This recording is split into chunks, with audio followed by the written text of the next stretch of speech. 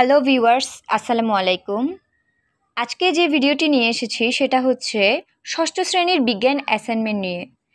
এই ভিডিওটি দেখে ষষ্ঠ শ্রেণীর স্টুডেন্ট যারা তারা বিজ্ঞান অ্যাসাইনমেন্টটি কিভাবে করবে তার ধারণা পাবে। তবে হ্যাঁ, যে উত্তরগুলো দেওয়া হয়েছে সেটি কেউ হুবহু প্লিজ কপি করবেন না। হুবহু কপি করলে অবশ্যই সেটা বাতিল করা হবে।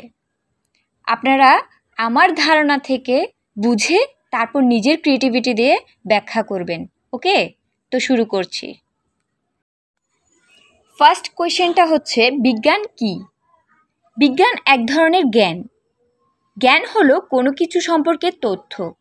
বিজ্ঞান হলো প্রকৃতি ও প্রাকৃতিক ঘটনা সম্পর্কে জ্ঞান, যা পর্যবেক্ষণ ও পরীক্ষা থেকে পাওয়া বা পরীক্ষা নিশ্চিত দ্বারা সমর্থিত এবং একটি বিজ্ঞানসম্মত দৃষ্টিভঙ্গি। বিজ্ঞানের জ্ঞান যেমন গুরুত্বপূর্ণ, জ্ঞান অর্জনের প্রক্রিয়া বা পদ্ধতিও তেমনই গুরুত্বপূর্ণ। আর সবচেয়ে বেশি গুরুত্বপূর্ণ হলো বিজ্ঞানসম্মত দৃষ্টিভঙ্গি। এই যে বিজ্ঞানের ধারণাটা, এটা আপনারা বোর্ড বই খুলেই পাবেন। যদি এখানে আমি গুছিয়ে লিখেছি, আপনারা ওখানে খুঁজেই পাবেন। প্রত্যেকটা কোয়েশ্চেনের আনসার আপনারা নিজের মতো করে ব্যাখ্যা করে লিখবেন।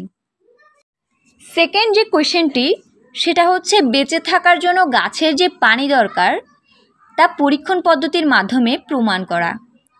এটা আমি নোট করিনি, এটা আপনারা মেইন বইয়ের 3য় পৃষ্ঠায় খুঁজে পাবেন। মেইন বইয়ের ফার্স্ট চ্যাপ্টারে 3য় পৃষ্ঠায় একদম পুরা পরীক্ষা সহ লেখা আছে। ফার্স্টে বুঝে নেবেন, তারপর ব্যাখ্যা করে নিজের খাতায় লিখবেন। এই যে এখানে দাগানো আছে সম্পূর্ণ পরীক্ষণ পদ্ধতিটি, কিভাবে গাছের বেঁচে থাকার জন্য কেন পানি প্রয়োজন।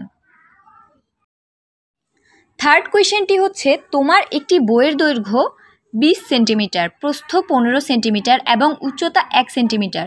এরূপ 50টি বইয়ের আয়তন কত? আমরা সবাই জানি আয়তনের সূত্র কি। আয়তন বের করতে হলে দৈর্ঘ্য, প্রস্থ ও উচ্চতা তিনটিই দরকার, যা উদ্দীপকে দেওয়া আছে, প্রশ্নে দেওয়া আছে। তাহলে আয়তন সমান কি? দৈর্ঘ্য গুণ প্রস্থ গুণ উচ্চতা।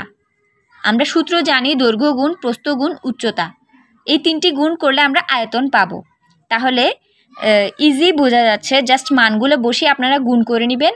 অবশ্যই সবাই অ্যাসাইনমেন্ট করার সময় পাশে রাফ দেখিয়ে দিবেন, ঠিক আছে? নিজের গুণ রাফে রাখবেন এবং অ্যাসাইনমেন্টের খাতায় ডান পাশে রাখবেন। তাহলে আয়তন কত?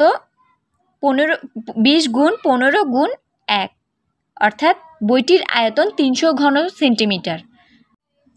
তাহলে একটি বইয়ের আয়তন 300 ঘন সেন্টিমিটার। আমাদের বের করতে হবে 50টি বইয়ের আয়তন। একটি বইয়ের আয়তন যদি 300 ঘন সেন্টিমিটার হয়, তাহলে 50টি বইয়ের আয়তন অবশ্যই বেশি হবে। এবং কোনোটির পরিমাণ যদি বেশিতে বের করতে হয়, তাহলে অবশ্যই গুণ করতে হয়, ঠিক আছে? তাহলে আমরা একটি বইয়ের আয়তনকে 50 দ্বারা গুণ করব। তাহলে আনসার আসবে 1500 ঘন সেন্টিমিটার। অবশ্যই সবাই রাফে করে দেখবেন, ঠিক আছে? লাস্ট যেটা কোয়েশ্চেন, অর্থাৎ সৃজনশীলটার, আধুনিক শ্রেণীকরণ পদ্ধতিতে অ্যামিবা ও মাশরুম কোন রাজ্যের অন্তর্গত? তাদের বৈশিষ্ট্য লিখো। অ্যামিবা হলো রাজ্য 2, অর্থাৎ প্রোটিস্টা রাজ্যের অন্তর্গত।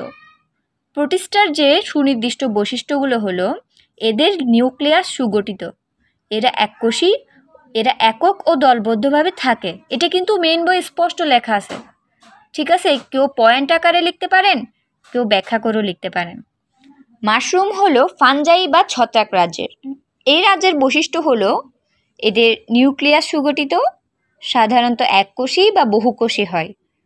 এদের ক্লোরোফিল অনুপস্থিত, অর্থাৎ এরা নিজের খাদ্য নিজে তৈরি করতে পারে না, তাই এরা পরভোজী, ঠিক আছে? ধন্যবাদ। যদি আমার ভিডিওটি ভালো লেগে থাকে, সবাই আমার চ্যানেলটি অবশ্যই সাবস্ক্রাইব করবেন এবং নেক্সট তথ্য বা নেক্সট অ্যাসাইনমেন্ট পেতে অবশ্যই বেল আইকনটি প্রেস করুন। আর ভিডিওতে কোনো কোয়েশ্চেন থাকলে কমেন্ট করে জানান। অবশ্যই প্লিজ লাইক দেবেন। আল্লাহ হাফেজ।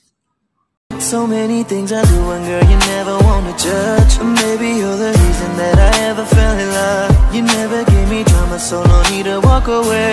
Girl, I just wanna